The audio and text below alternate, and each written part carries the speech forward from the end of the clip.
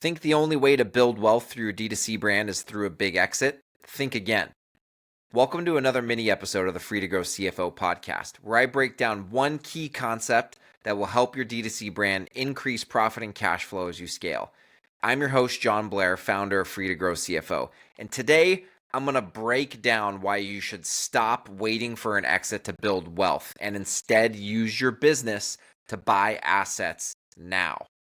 Okay, so I think during the COVID era, many brands saw that it was relatively simple to get your brand purchased by a strategic acquirer or private equity or something like that for really high multiples and, quite frankly, irrational multiples based on revenue as opposed to EBITDA and the true earning power of a business.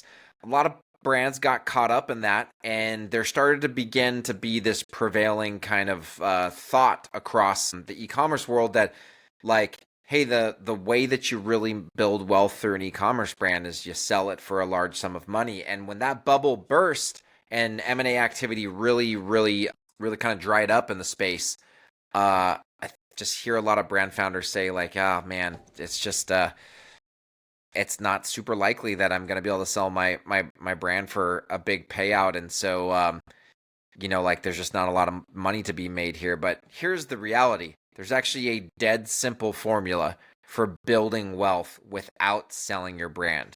And here it is. 1, work with a CFO to optimize your cash flow so you can pay yourself monthly distributions of profits. 2, take the distributions from step 1 and work with a real estate investing team, that's an agent, a contractor, and a property manager, to build a buy and hold long-term rental portfolio.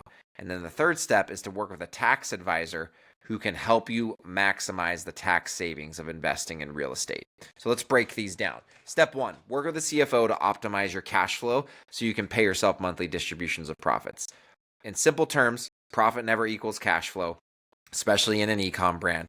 A good CFO can help you make tweaks to your financials on the P&L and the balance sheet side to free up cash so that you can maximize how much you can distribute to yourself as the owner every single month. Step 2, take those distributions and invest them in real estate. And so it's really actually very possible today if you go find the right markets that you can go purchase cash flowing long-term rentals.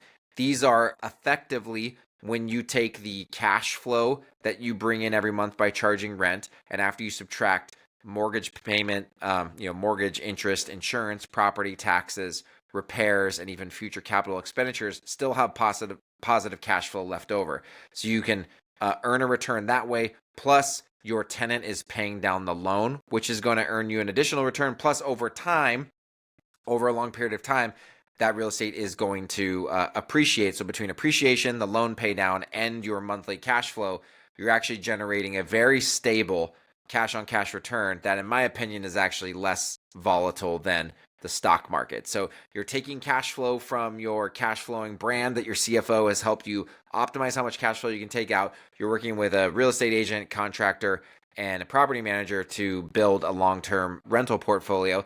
And then the third step is hire a tax advisor who understands how to take advantage of a long-term rental real estate portfolio's tax benefits. In large part, we can't go through all the details here, but effectively you can leverage things like depreciation so that you can actually be, a lot of times generating a total return, including your cash on cash return, your loan pay down, and the appreciation of the property. You can oftentimes over time generate a 10 to 15% total return, but with depreciation on your tax return, it actually looks like the return is 0 or negative. And if you hire a really good tax advisor that helps you set things up legally and correctly, you can actually offset the taxable income that you make in your brand with these losses from your real estate. And so if you follow this 3-step plan, you do this for 5 to 10 years, you'll be amazed at how much wealth you've built. Even better, you don't have your wealth tied up 100% in selling your brand, which may or may not ever happen. And I'll tell you, step 1, working with a CFO to optimize your cash flow, that just makes you a more sellable brand. If your brand is generating like really healthy cash flow to the point where you're paying yourself some nice distributions on a monthly basis, people are going to want to buy that because there's only so many businesses out there with strong cash flow. So in summary, follow this dead simple formula for building wealth without selling your brand. Work with the CFO to maximize cash flow and monthly distributions. Invest those distributions in long-term rentals. Work with a tax advisor to harvest all of the tax benefits of long-term rentals. Do this for several years, and you'll be shocked at how much wealth you build without ever having to sell your brand.